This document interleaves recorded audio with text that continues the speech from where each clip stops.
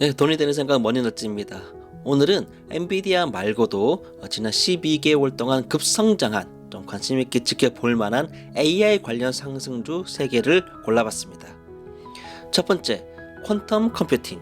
퀀텀 컴퓨팅은 24년 11월에 급상승을 했다가 12월부터 조정을 좀 받고 있긴 하지만 그래도 지난 12개월 동안 747%를 상승한 아주 주목할 만한 기업입니다.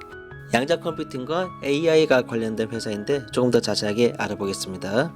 먼저 핵심 기술은 나노 포토닉스 기반의 양자 엔트로피 기술을 활용해서 상온에서 작동하는 양자 컴퓨팅 솔루션을 개발하는 것이 핵심 기술이고요. 그래서 주요 제품 자체도 현재 양자 암호화, 머신러닝 알고리즘을 개발하는 데 주력을 좀 하고 있습니다. 개발 예산에만 330만 달러 이상이 들어갔다고 합니다.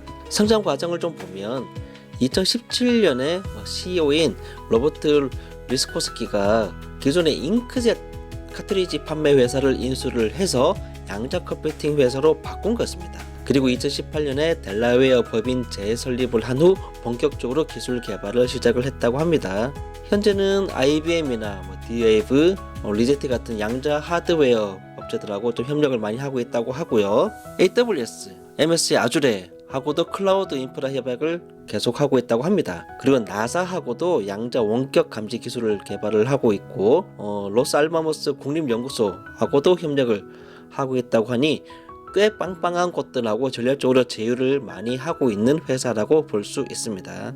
성장 가능성을 보면 글로벌 양자 컴퓨팅 시장 규모가 작년인 2024년에는 12억 달러 정도로 봤는데 2032년에는 126억 달러로 성장할 것으로 기대를 한다고 해요. 그래서 현재 수익 모델도 플랫폼 라이센스가 연간 210만 달러 정도의 수익이 있다고 하네요. 컨설팅 서비스도 370만 달러 정도의 수익이 있다고 합니다. 금융과 의료 부분 쪽에 맞춤형 솔루션을 개발하고 있는데 이게 23년에만 250만 달러의 매출이 있었다고 합니다. 그리고 최근에 공모, 사모 펀드로 5천만 달러 이상의 자금 조달도 성공했다고 합니다. 하지만 연간 현금으로 나가는 돈만 2,400만 달러 이상이 나간다고 하고 작년이죠. 24년에만 연구 개발 비용으로 670만 달러를 썼다고 합니다. 그래서 재정적으로는 늘 불안할 수밖에 없고요. 아직은. 그리고 기술 상용화가 아직은 되지 않았기 때문에 양자 컴퓨터를 활용한 양자역학을 활용한 이런 것들이 아직 실제 산업에 적용된 사례가 아직은 없습니다. 그리고 양자 오류 수정 기술도 현재 정확도가 99.5%라고 하는데 이거보다 정확도를 더 올려야 된대요.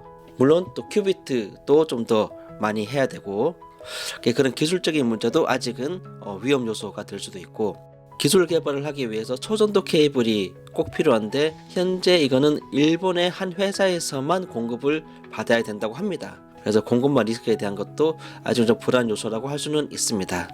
전체적으로 좀 종합을 해보면 퀀텀 컴퓨팅 INC는 양자 소프트웨어 분야에서 선도적인 위치를 차지하고는 있지만 상용화가 아직은 되지 않고 또 고질적인 적자 문제가 아직은 있습니다. 하지만 양자 컴퓨터에 대한 투자는 아직 계속 많이 이루어지고 있고 또 기술 성공 여부에 따라서 파트너십도 엄청 확대가 될 수 있는 가능성이 매우 높다는 것도 사실이고요.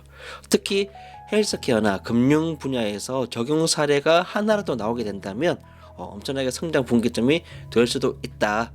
그렇게 보여집니다. 두 번째, 비아넷 그룹입니다. 비아넷 그룹의 주가는 21년 초에 고점이었다가 지난 몇 년 정도는 계속 좀 저조했습니다. 그런데 작년 말에 다시 급상승을 하고 있고요. 그래서 지난 12개월 동안 746%나 상승을 했다고 합니다. 중국 내의 데이터 센터 및 클라우드 솔루션 업체인데 좀 더 자세하게 알아보면요. 1999년에 중국 베이징에서 설립되었다고 합니다.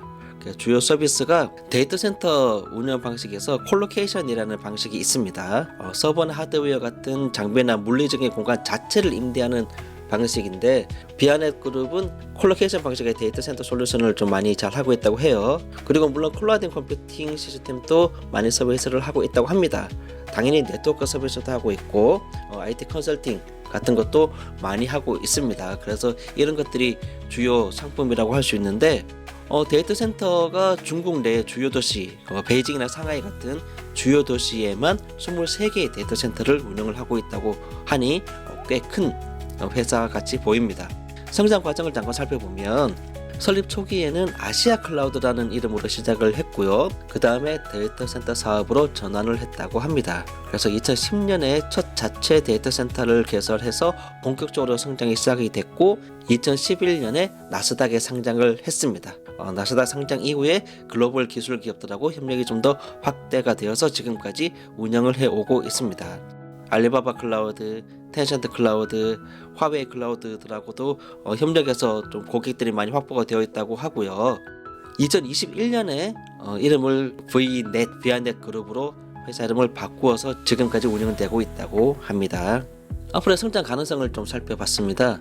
중국의 디지털 경제와 클라우드 컴퓨터 시장은 계속 확장이 될 거고 성장될 거기 때문에 VNet 그룹도 같이 성장할 것이라고 충분히 예상을 하고 있고요. 그리고 연매출 성장률도 2025년에서 2028년 정도까지는 약 11% 이상 매출이 성장할 것으로 기대를 하고 있습니다. 그리고 알리바바와 같은 큰 고객과도 장기 계약을 했기 때문에 매출도 안정적으로 확보되지 않을까 기대를 해보고 있습니다. 하지만 역시나 지금까지 계속 적자를 보고 있는 재정적인 부담은 어쩔 수가 없고요. 아무래도 중국 정부의 데이터 보안이나 IT 규제 강화가 사업 운영에 영향을 많이 미칠 수 있지 않을까 예상을 할 수밖에 없죠. 그리고 중국 같은 경우에는 외국 투자 제한 정책도 있기 때문에 글로벌 확장에 약간 걸림돌은 되고 있습니다. 그래서 정리하자면 VNet 그룹은 중국의 디지털 인프라 성장을 뒷받침하는 핵심 기업인 것은 맞습니다. 그리고 클라우드 컴퓨팅과 데이터 센터 수요 증가를 기반으로 해서 지속적인 성장도 기대가 됩니다. 하지만 재정 안정성과 규제 리스크는 위험 요소가 될 수 있기 때문에 좀 잘 지켜볼 필요는 있습니다. 세 번째, 킹소프트 클라우드 홀딩스입니다. 이 회사 역시 중국의 클라우드 서비스 제공업체인데 지난 12개월 동안 491%나 상승을 했다고 합니다. 어떤 회사인지 잠깐 살펴보면 2012년에 중국 베이징에서 설립이 된 회사고요. 주요 서비스는 데이터 저장, 네트워크 서비스, 빅데이터, AI, 보안 솔루션, 기업 디지털 솔루션 이런 것들, 맞춤형 클라우드도 하는 게 금융이나 공공 서비스, 의료 쪽으로 좀 다양한 산업에 특화된 클라우드 제품을 제공을 하고 있는 게 가장 큰 장점이라고 합니다. 좀 500개 이상의 좀 안정적인 고객을 갖고 있는 것도 장점이고 그중 가장 대표적인 게 샤오미와 협력이 좀 돈독하다고 합니다. 성장 과정을 잠깐 살펴보니까 처음에는 킹소프트 그룹의 자회사로 설립되어 가지고 초기에는 킹소프트 오피스와 관련된 클라우드 서비스를 제공을 했었는데 2020년에 나스닥에 상장이 되고 2년 뒤인 2022년에는 홍콩 증권거래소에도 상장이 되었습니다. 이중 상장인 거죠. 그러면서 좀 급하게 성장을 했다고 볼 수 있고 AI하고 빅데이터를 활용한 클라우드 솔루션도 많이 하고 있고 그래서 AI 관련 매출이 공공 클라우드 매출의 약 31% 정도나 차지할 정도로 AI 관련, 빅데이터 관련 그런 쪽 사업을 많이 진행을 하고 있다고 합니다. 산업형 맞춤형 솔루션도 매우 큰 장점인데 금융 서비스나 의료, 전기차, 게임 같은 다양한 산업에 특화된 클라우드 인프라를 제공하는 것이 엄청나게 큰 장점이고 샤오미와 같이 하기 때문에 IoT와 전기차에 관계된 그러한 AI 기술도 엄청나게 큰 장점을 갖고 있다고 볼 수 있습니다. 킹소프트 역시 VNet과 마찬가지로 중국의 디지털화 그리고 AI 도입 확대로 클라우드 서비스가 꾸준히 증가하기 때문에 이 역시 매출이 계속 증가할 것으로 예상을 하고 있고요.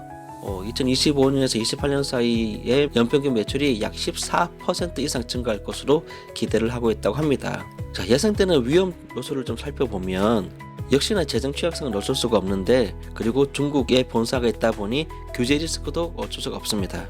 근데 더 큰 문제가 시장 의존성인데 중국 내에서 디지털 경제가 상당히 둔화될 경우에는 매출 감소의 위험이 있고 게다가 샤오미의 지나치게 의존도가 높다는 것도 샤오미가 같이 잘 나가면 같이 성장할 수 있지만 샤오미가 부진할 경우에는 같이 부진할 수 있는 위험이 있기 때문에 샤오미 이외에 다른 우량 고객을 빨리 확보하는 위험 분산도 필요하다라고 볼 수도 있습니다.